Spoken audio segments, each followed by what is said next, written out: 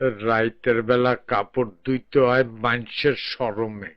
রোদ নাই, কিচ্ছু নাই, বাতাস করে কাপড় শুকাইতে হয়। প্যান চালাইতাম পারি না।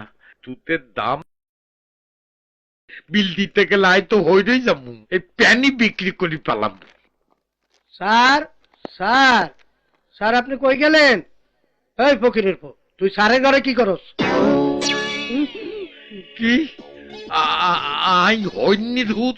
না স্যার, না, আই হন্যের হুত? না না, কিলে আইছস? একজন ভদ্রলোক আইছে আপনার সঙ্গে দেখা করতে। আরে এই রাইতের বেলা কাপড় চোপড় ধুই দিছি, অন যাইতে আইতাম না।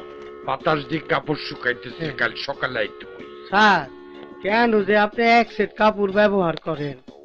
আপনার তো মেলা টাকা পয়সা, এক ড্রেস পরে ঘুরে বেড়ান, আর একটা ড্রেস কিনতে পারেন না। আই জিকে তুই কি হা করলি? মুসলমানকে প্যান্ট শার্ট পরে কবরে যায়নি, কাপড়ের কাপড় হিন্দি যায়। আমি এক কাপড় পিন্দি চলতেছি, দাউনের সময় কাপড়ের কাপড় হিন্দি যাব।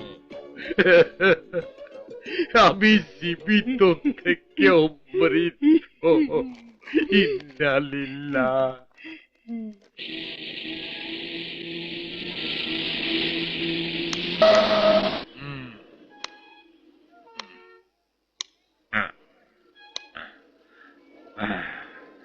আয়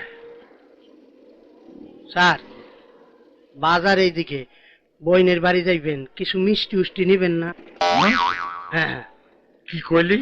মিষ্টি। একটা সুবর দি কেন? দাঁত কটা ফালাই দিম।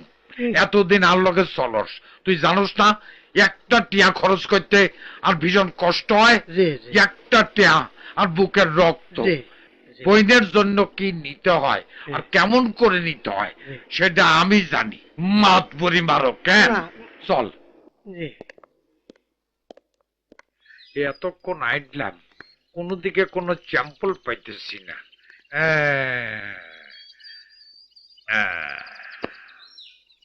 স্যার, মধ্যপথে বসে বললেন যে? তুই এতদিন আর লোকে চলস, জি, তুই জানোস না আমি বিনা কারণে বসেও না উডিও না। জি, জি, জানি। দেখ তো আশেপাশে কেউ আছে কিনা। এই একটা বাছুর আর একটা গরু ছাড়া আর কিছুই দেখতেছি। আরে বেটা, মানুষ তো না না, মানুষ নাই। এই লাউ ক্ষেতের ভিতরে আর কামটা শেখত।